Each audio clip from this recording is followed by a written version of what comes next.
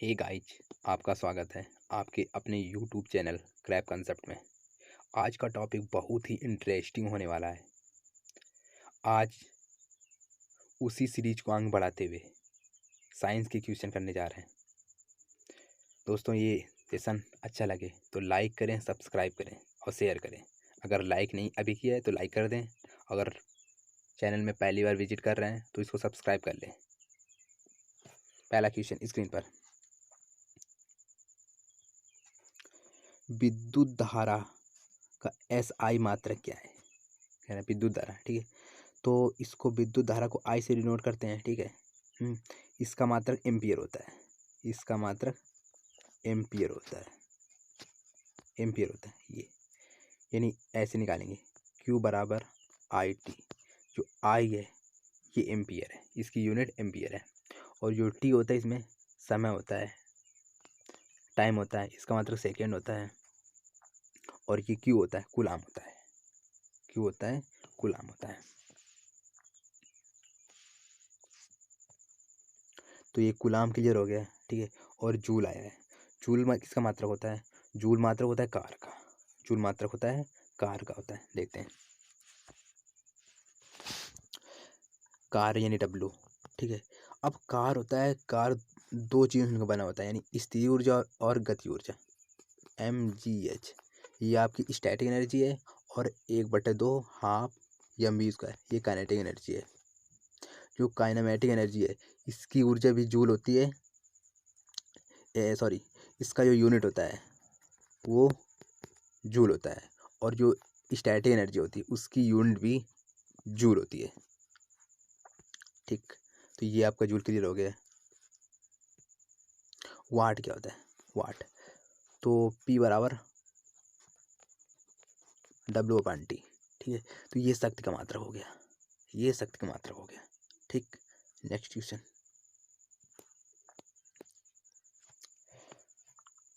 आवेश की SI इकाई क्या है?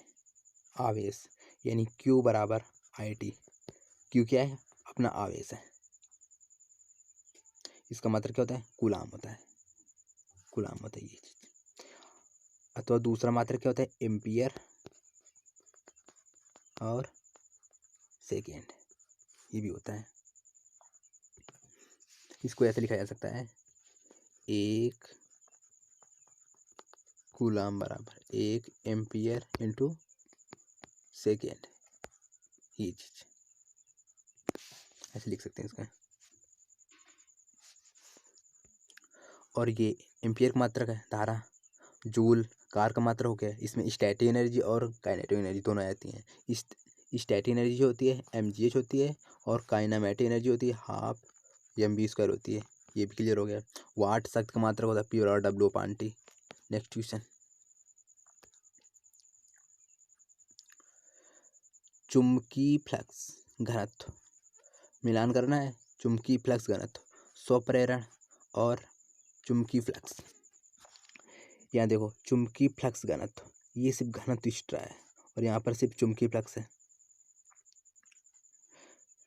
स्वप्रेरण लिख रहा है, स्वप्रेरण, स्वप्रेरण का मात्रक होता है हेनरी, ये चीज।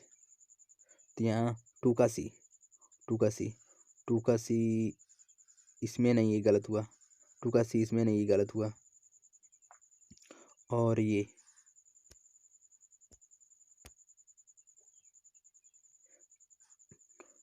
भी हो सकता है, ये हो सकता है और ये हो सकता है। और चुंबकीय फ्लक्स, चुंबकीय फ्लक्स का मात्रक होता है वेबर, वेबर। और चुंबकीय फ्लक्स घनत्व का मात्रक टेस्ला होता है, ये चीज। चुंबकीय फ्लक्स घनत्व का मात्रक टेस्ला होता है। 1 टेस्ला बराबर क्या होता है? 10⁴ गॉस, ये चीज। 1 टेस्ला बराबर 10⁴ गॉस होता है। तो चुंबकीय फ्लक्स घनत्व हो गया, टेस्ला हो गया। और स्वप्रेरण का मात्रक हो गया हेनरी हो गया। और ये चुंबकीय फ्लक्स मात्रक होता है वेबर हो गया। अगला क्वेश्चन। निम्नलिखित में से किसकी कोई इकाई नहीं है? ये सापेक्षित घनत्व होता क्या है? सापेक्षित घनत्व अगर सापेक्षिक घनत्व निकालना है किसी भी पदार्थ का, तो उस पदार्थ का पर्टिकुलर, उस पदार्थ का मान लो ये कोई मैटर है ऐसे, इसका आपको निकालना है सापेक्षिक घनत्व। तो इस पदार्थ का घनत्व वहाँ पर ऊपर रख देंगे यहाँ पर, ठीक है। और जो नीचे जो तुलना की जाती है हमेशा स्टैंडर्ड पानी है 4 डिग्री सेल्सियस टेम्परेचर पर, 4 डिग्री टेम्परेचर, ऐसा पानी लेंगे जिसका टेम्परेचर 4 डिग्री हो और इस पदार्थ का घनत्व होगा, दोनों का जो रेशियो होता है वो हमेशा सापेक्षिक घनत्व होता है। घनत्व ऊपर भी है, घनत्व नीचे भी है, तो इसकी यूनिट दोनों कट जाती है, तो इसकी कोई यूनिट नहीं होती है। ये हो गया। विस्थापन क्या होता है? विस्थापन क्या होता है? अगर एक पॉइंट ये अगर आप यहाँ से चलना स्टार्ट करें, यहाँ पर गए और फिर वहीं आ गए, ठीक, तो मतलब एक बिंदु से चले गए बी पॉइंट तक, फिर बी से पुनः वहीं पर आ गए, तो इसका रिजल्ट क्या मिला? रिजल्ट तो आपका रिजल्टेंट शो नहीं रहा ना, तो विस्थापन होता है ये चीज़। और दाब क्या होता है? ये दाब क्या होता है? दाब बराबर क्या होता है? बल बटे क्षेत्रफल। ये बल, इसका मात्रक क्या होता है? न्यूटन होता है, और इसका मात्रक मीटर स्क्वायर होता है। तो न्यूटन बटे मीटर स्क्वायर ये दाब की यूनिट होती है। इसको पास्कल कहते हैं। एक पास्कल बराबर 1 न्यूटन बटे मीटर स्क्वायर होता है ये चीज़।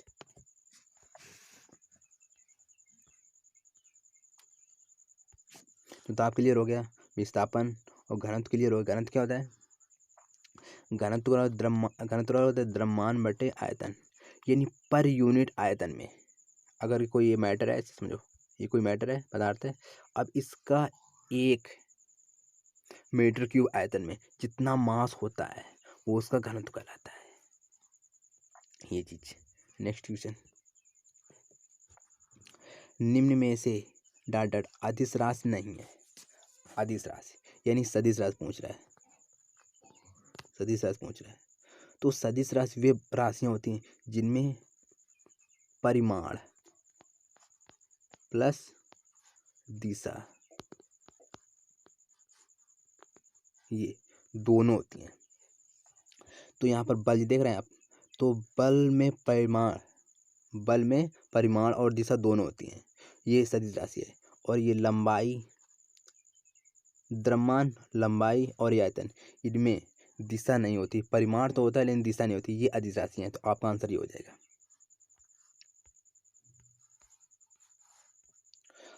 और सदिश राशि एग्जाम्पल दे लेते हैं। सदिश राशि क्या होता है? विस्थापन, डिस्प्लेसमेंट हुआ, विस्थापन हुआ है, त्वरण हुआ, संवेग हुआ, आवेग हुआ, बल हो गया, विद्युत ऊर्जा हुई, ये सब सदिश राशियां होती हैं। अगला क्वेश्चन,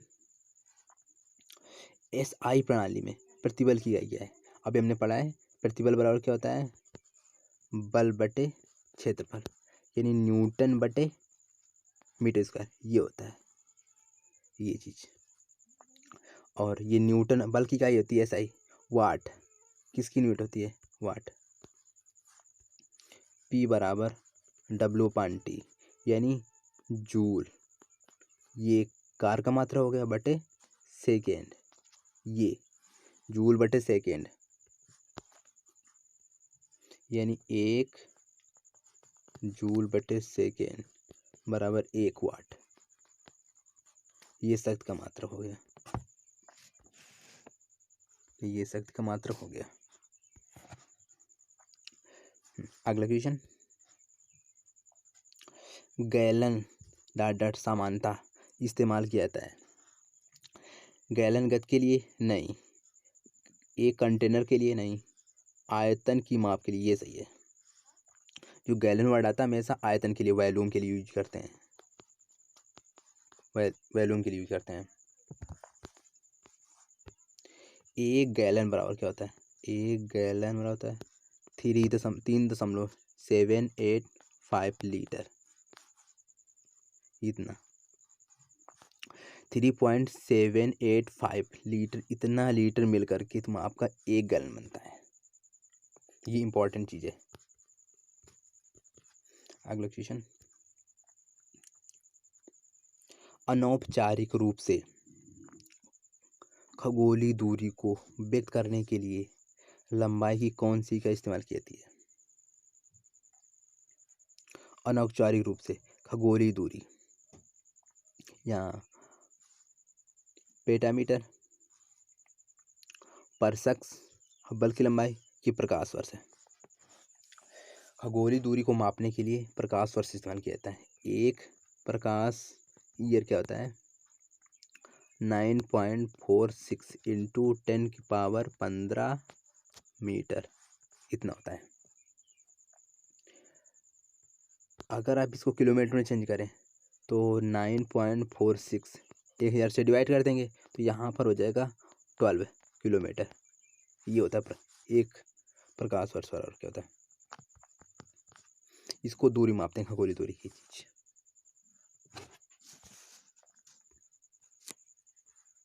अगला क्वेश्चन,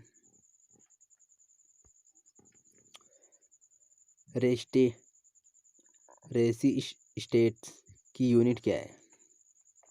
यानी रेजिस्टेंस बोल रहा है, V बराबर IR। ये जो R होता है अपना रेजिस्टेंस होता है, इसका मात्रक क्या होता है? ओम होता है। इसका मात्रक ओम होता है, ठीक। जो I है धारा है, इसकी यूनिट एम्पियर होती है। और V है, विभव, इसके मात्रक ओम होता है। और P बराबर W/T, जहाँ पर P है शक्ति है, इसका मात्रक वाट होता है। अगला क्वेश्चन, ध्वनि की नाप की यूनिट क्या है? ध्वनि को डेसिबल में मापते हैं। ध्वनि को डेसिबल में मापते हैं।